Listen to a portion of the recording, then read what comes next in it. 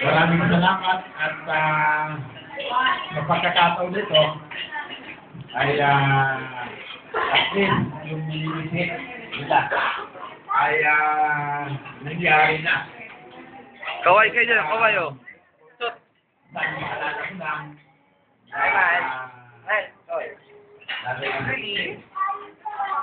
Kaway lang tayo. Video tayo, video eh. Oo naman, bakit Kumain ng yaya ni Pente. ganito? Tsaka ni Makoy oh. Talaga naman. Sa aking anak dahil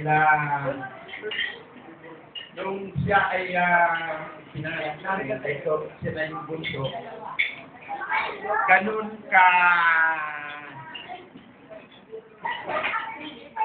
katlo sa akin yan. At siguro naman naikwento na Francisco na grade 5 na siguro yan nung maging wala ito sa ko. At kagabi nga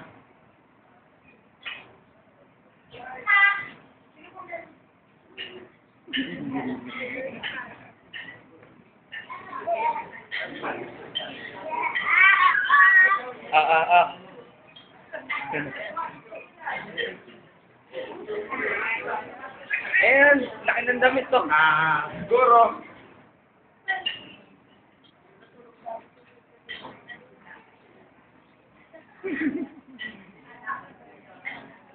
hindi ko naramdaman na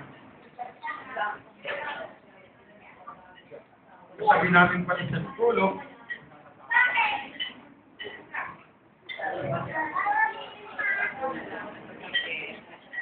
at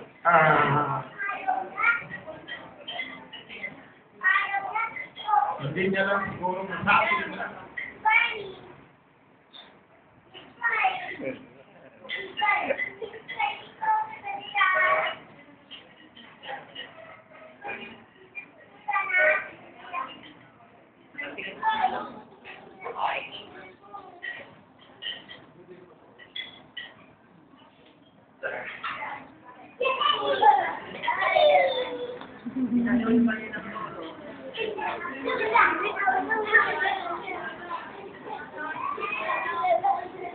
talagang hindi kami siguro talagang may paalan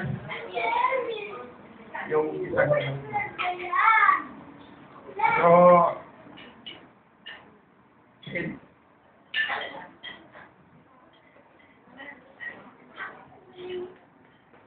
ay nakatan ko lang yung ako yun lang ang hindi ko sa'yo at siguro naman nagdudulitan yung libo niya ang sabi ng dulo niya. Ako naman ay nagpapasalamat at alam ko na sa tingin ko rin maging katulad din siguro kita. Yun lang ang win ng aking diyanan at sabi niya nga hindi man maging katulad ko at least kagaya ko. Una sa lahat ay pagmula. Ako naman ang hindi ako sa'yo. Na hindi na sa akin nagpalibot kung pagkuha ko ng court. Nagpalibot mo na isa ka sa pag-mag-stop. Nagpalibot sa akin na ganun ka ang ilo kung sarili mo. Well, may yung pagsasama nyo, paano mo mapanalunan ako. At siguro, nakapaw na ang pagkakataon.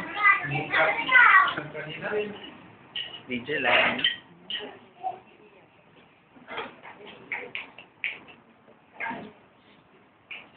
Binatid mo ako sa kanya.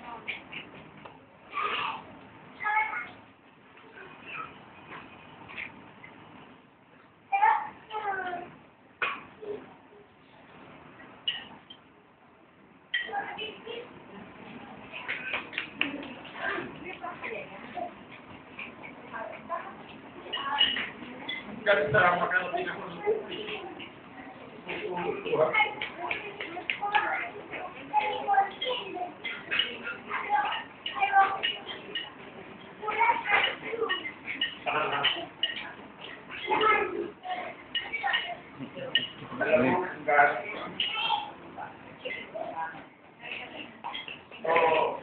Siguro, kikit. Gusto lang sa inyong dalawa. Anong mga bagay na nangyayari? Isipin nyo na yan sa kaloob ng Diyos. Tulad ng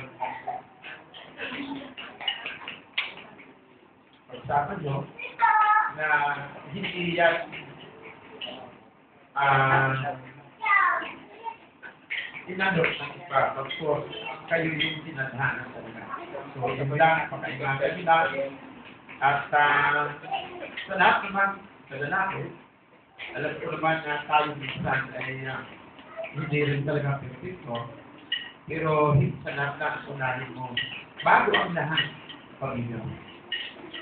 Walang ibang sino man pwedeng gumawa yan, alam yan ng mga anak mo.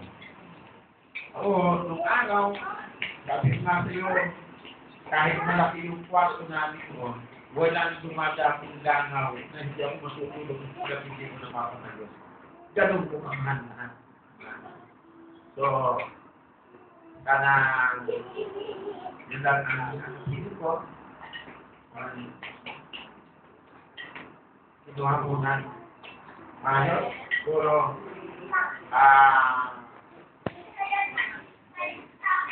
nasa na yan, nasa ko, yun lang ang aking.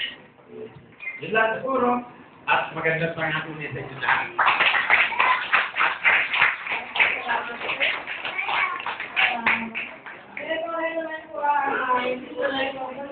Para mag-message sa mga guests siya.